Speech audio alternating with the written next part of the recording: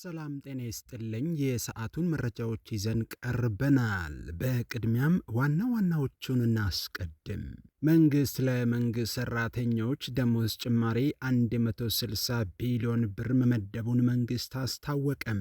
ይህን ይፋ ያደረገው በምርጫ ክርክር ብልጽግና ፓርቲን የወከለው ተወካይ ነው። ለእያንዳንዱ ሰራተኛ 320 ሺህ ብር ድጎማ መቅረቡንም ተናግረዋል። ለምርጫ ለመንግስት ሰራተኞች ደሞዝ ጭማሪ እንደሚደረግ ሲቪል ሰርቪስ ማስታወቁን በርካታ ሚዲያዎች ሲዘግቡ እንደነበረ ይታወሳል። በዝርዝር እንመለከታለን። ያልተጣራ የትምህርት ማስረጃ ያለው የመንግስት ሰራተኛ በቢፒአር ሂደት ውስጥ መካተት አይችልም ሲል ሲቪል ሰርቪስ አስታውቋል። ተጣርቶ ማረጋገጫ ከትምህርት ተቋም ግዴታ መሆኑ የተገለጸ ሲሆን ሲኦሲ ፈተና ማሟላት አስፈላጊ ነው ተብሏል። የተጣራው ማስረጃ ተቀባይነት የሚያገኘው በ2016 ትምህርትና ስልጠና ባለስልጣን ባወጣው መመሪያ መሰረት ይሆናል ተብሏል። በዝርዝር እንመለከታለን። ለቻናሉ አዲስ ከሆናችሁ ሰብስክራይብ በማድረግ ወቅታዊ መሰል መረጃዎችን በፍጥነት ማግኘት ትችላላችሁ። በቅድሚያ በኢትዮጵያ የመንግስት ሰራተኞች አስተዳደር ስርዓት መሰረት ያልተጣራ የትምህርት ማስረጃ ያለው ሰራተኛ በቢፒአር መሰረታዊ የስራ ሂደት ማሻሻያ ድልደላ ውስጥ መሳተፍ አይችልም ሲል ሲቪል ሰርቪስ አስታወቀም። ይህ የሚከለክለው በቀጥታ ቢፒአር አዋጅ ሳይሆን የቢፒአር ሂደት ከመጀመሩ በፊት የሚፈልጉትን የቅድመ ሁኔታዎች ስለሚያስፈልግ ነው ተብሏል። የተለያዩ የመንግስት ተቋማት ቢፒአር ሂደት ሲጀምሩ በመጀመሪያ ደረጃ የሚከተሉትን ማረጋገጫዎች ማካሄድ ይጠበቅባቸዋል። እያንዳንዱ ሰራተኛ ያቀረበው የትምህርት ማስረጃ፣ ዲፕሎማ፣ ዲግሪ ወዘተ ህጋዊና እውነተኛ መሆኑን ከሚመለከተው ትምህርት ቤት ወይም ኤጀንሲ ማረጋገጥ አለበት። ይህ የቢፒአር ሂደት አዲስ የሥራ መዋቅርና ኃላፊነት ስለሚወስን በጣም ወሳኝ ነው። ያልተጣራ ማስረጃ ባለቤት በዚህ ደረጃ ሊገለጽ ይችላል። ሰራተኞቹ በየጊዜው የሚወሰድ የሙያ ብቃት ወይም ሲኦሲ ፈተና የሁለተኛ ዲግሪ ፈተና ካለፉ በኋላ ነው በስራ ላይ የሚቆዩት። ቢፒአር በሚተገበርበት ጊዜም እነዚህ ፈተናዎች በህጉ መሰረት መወሰዳቸውን ማረጋገጥ ያስፈልጋል።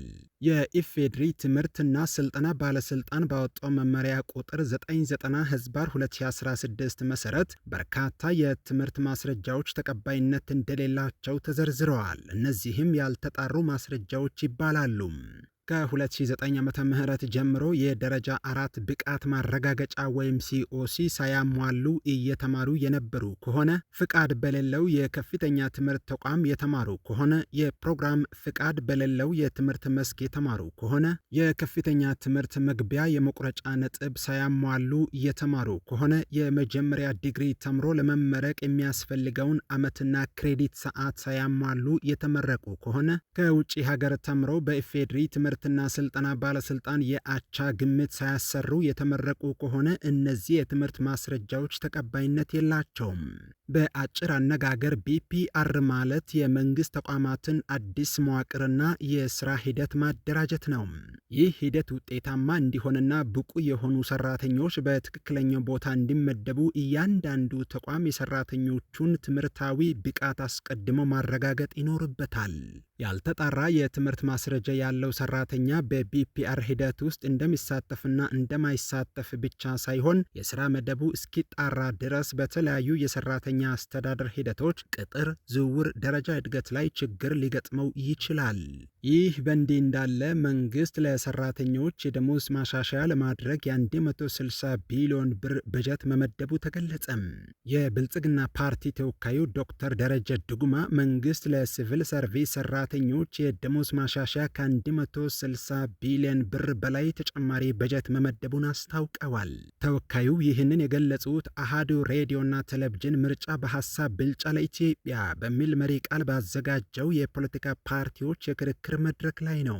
በክርክሩ ወቅት እንደተነሳው ይህ የማሻሻያ በጀት 500 ሺህ የሚጠጉ የጤና ባለሙያዎችን ጨምሮ መላውን የመንግስት ሰራተኛ ተጠቃሚ የሚያደርግ ነው። ዶክተር ደረጀ ዱጉማ በንግግራቸው መንግስት ለጤናው ዘርፍ ትኩረት በመስጠት የባለሙያዎችን የኑሮ ጫና ለማቃለል እየሰራ መሆኑን ተናግረዋል። ከዚህ ጋር ተያይዘው በዓመት ከጤና መድህን አገልግሎት ብቻም ከ20 ቢሊዮን ብር በላይ ገቢ መሰብሰቡንና ይህም የጤና ተደራሽነትን ለማስፋት አጋዥ መሆኑን ገልጸዋል። የላብራቶሪና የኦክሲጅን ግብዓቶችን ለጤና ተቋማት በበቂ ሁኔታ ለማቅረብ ፓርቲው በትኩረት እየሰራ እንደሚገኝም አክለው ገልጸዋል። በተለይም በወሊድ ጊዜ የሚከሰተውን የእናቶች ሞት ለመቀነስና የመድኃኒት አቅርቦት ችግርን ለመፍታት ሰፊ እንቅስቃሴ እየተደረገ መሆኑን ገልጸዋል። በአሁኑ ወቅት 44 በመቶ የሚሆነው የመድኃኒት አቅርቦት በሀገር ውስጥ ምርት መሸፈኑን የጠቀሱት ተወካዩ በቀጣይም የጤና ኬላዎችን በማስፋፋትና የባህላዊ ሕክምና ባለሙያዎችን ወደ ህጋዊ ስርዓት በማስገባት አገልግሎቱን ተደራሽ ለማድረግ እንደሚሰራም ተናግረዋል። ዶክተር ደረጀ ዱጉማ ለእያንዳንዱ የጤና ባለሙያ የ320 ሺህ ብር ድጎማ ተደርጓል ሲሉም ተናግረዋል። ለመሆኑ ይህ ድጎማ እጃችሁ ላይ የደረሰ የጤና ባለሙያዎች አላችሁ? ሐሳባችሁን በኮመንት አጋሩን። ቻናሉን ሰብስክራይብ በማድረግ ወቅታዊ መሰል መረጃዎች በፍጥነት ይደርሷችኋል።